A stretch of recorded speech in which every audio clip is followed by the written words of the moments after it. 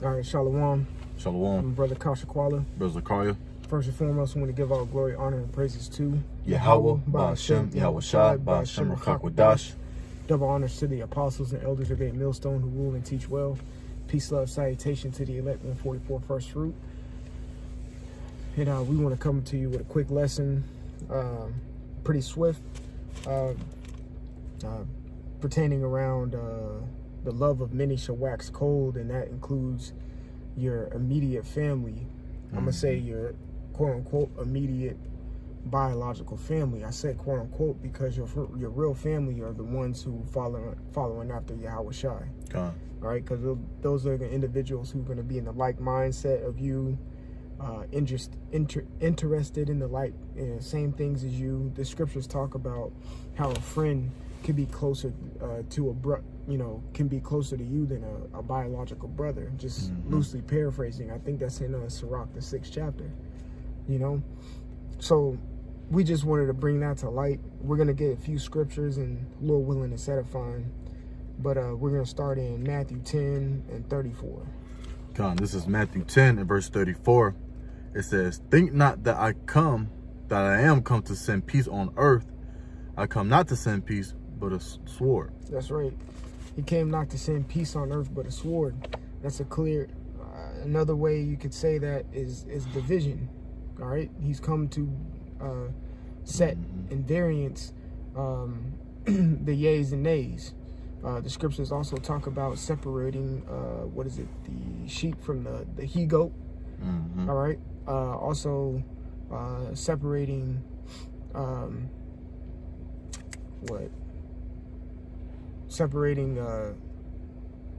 pretty much, let me say, it slipped my mind, but separating the harvest, you could say. All right, there's the cream of the crop, and then there's the degenerates that the Lord doesn't want. All right, now you keep going, bro. I'm gonna continue. It says, "For I am come to set a man at variance against his father, and the daughter against her mother, and the daughter-in-law against her mother-in-law. And a man's foes shall be they of his own household." And that's true. And looking at that in a different spectrum and a whole light is Israelites. There's always some crime between Israelites. All right, even if I didn't come out the same womb as another Israelite, we're brothers because we have Israelite blood in us. All right, we all have that Abraham blood in us. So when you see black on black crime, that's brother against brother. All right, that's a foe within your own household. But in a more dumbed down carnal sense, sometimes you see articles where a brother may shot his biological brother for having sex with his wife or some shit. That's a foe. A foe is what you would call an adversary or an enemy, someone who is against you. And usually it's the people in your own household, your dad, your mom, shit. It could be even your own rib, man, that'd be against you, thinking that y'all, good or whatever, but you're not. Look at the account with Adam and Eve. All right, you would think Eve would be on Adam's side. Instead, she fed him something that was incorrect, which makes her a foe. All right, you got it, bro. I'm gonna continue.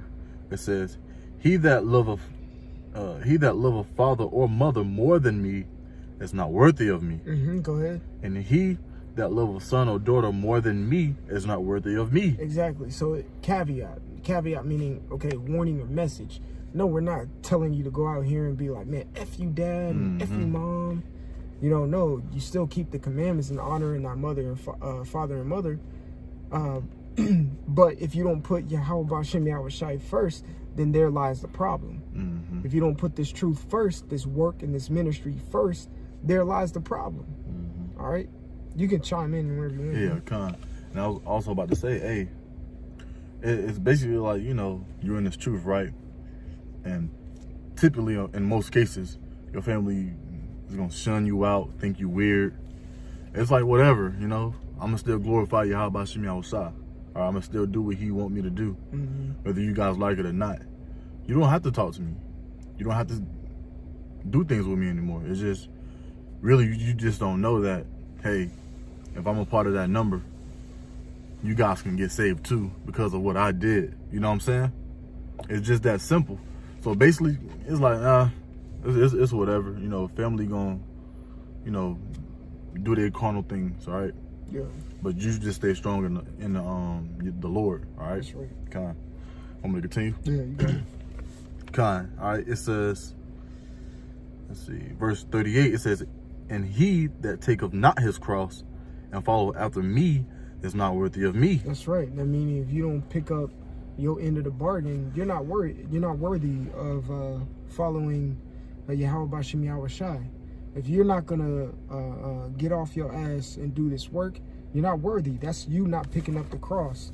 That's pretty much you picking up your burden and following Yahweh Shai. Go ahead. He that findeth his life shall lose it. That's right. You find your life in this world, that means you chose the world over the truth. Kind. And I'm not sitting here saying you just gotta live a shit life and purposely stay low, you know what I'm saying, and purposely not do shit and try to make ends meet and things like that. But I'm not sitting here saying get a 501c3 charter or sell your soul to Satan or these Edomites and just fully, you know, sell out. You know what I'm saying? That drop everything and try to make it to the NFL or the NBA. That's you trying to find your life in this society, and don't work like that. Yeah, because the Lord ultimately knows, and he even spoke about it. It's going to pass away anyway. That's it. It's like you choosing something that's just going to die off. Yo. Why won't you choose me that's going to live forever? That's it.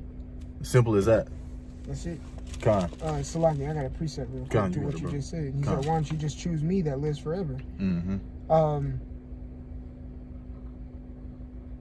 This is John chapter 11 and 26. It says, I'll start at 25. Yahweh Shai said unto her, I am the resurrection and the life. He that believeth in me, though he were dead, yet shall he live. Verse 26, and whosoever liveth and believeth in me shall never die. Shall never die, meaning shall never perish, man. Okay? Who wouldn't want that, man? Okay? The Lord's like, yo, you putting your trust and your all and your love into this world. Don't you know I'm gonna send my son to come in that shit, like destroy it? Choose me. I want to give you abundance of everything. I want to give you life. And that's ultimately what Yahweh Shem Yahushua wants. All right? Eternal life, man. Eternal righteousness. Okay? He's tired of seeing this wickedness too. What it said in Genesis the 2nd chapter, just roughly paraphrasing it. Daniel almost repented him of making man. Like, oh, like, why did I do this? All right, so now he's going to just flip the script, man. He's just saying, just look, everything's going to be all right. Just choose me, and you're going to live forever. All right? But if you don't, you're going to get a missile. That's it. That's it. It says, believest thou this? So do you believe it? Do you believe if you follow Yahweh Shai that you're going to get eternal life? Do you believe it? All right, you can keep going. You can end off at verse 40. God, this is verse 40. He that receiveth you, receiveth me. And he that... so I can read verse 39 again. God, verse 39. He that findeth his life shall lose it. And he that loseth his life for my sake shall find it. That's right. We give our bodies as a living sacrifice. We didn't choose what we're... I'm going to be me personally, and I know this brother too. This brother could have went to college to play football or some type of sport. I went to college to play football. I went to the military. I gave that whole career up once I got the truth. I said, man, fuck that shit. God. You know, this brother, he didn't go to, you know, take that scholarship because he got the truth. You see what I'm saying? God. So we lost the life that this carnal life has to offer to put all of our marbles in one basket to obtain eternal life. God. You see? You got it, bro. Especially once you ultimately start realizing through Yahweh Shem Yahushua, you know, once you open your heart, okay? Once you open your eyes a little bit more to see this, you know, this filthy place, you start not to give a shit about it, all right? It's abomination. It's too filthy, okay? And it's dead. What me and this brother chose, all right?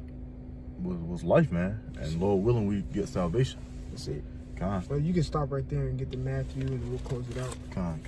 What's that? The Matthew 24, yeah, con. Let me see. Matthew 24 and 12. This is Matthew 24 and verse 12.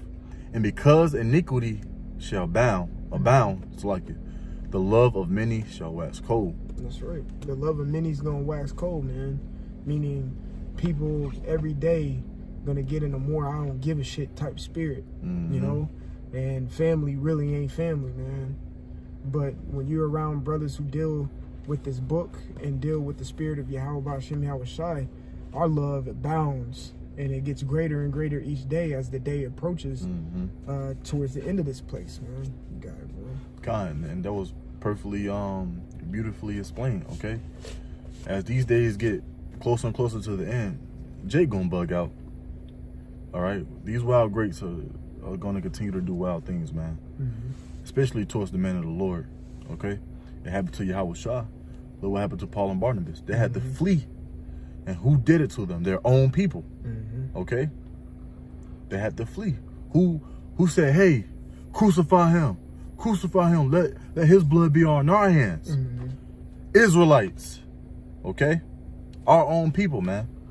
So hey, let's continue in the faith, and whoever whatever the Lord ordained, as far as Jake out here in the world to believe in him or to follow one of the sincere men that believes, so be it. Okay, but that's you can close it. Con. All right, bet. All right, hey, Lord willing, this lesson was edifying, and we're gonna close up and give all honor and glory unto Yahweh Ba'Shem Yahweh Shai Ba'Shem Rakakwadash. Once again, double honors to our apostles and elders of Great Millstone. Peace, love, and salutations to your hopeful that have been pushing this truth. Shalom. Shalom.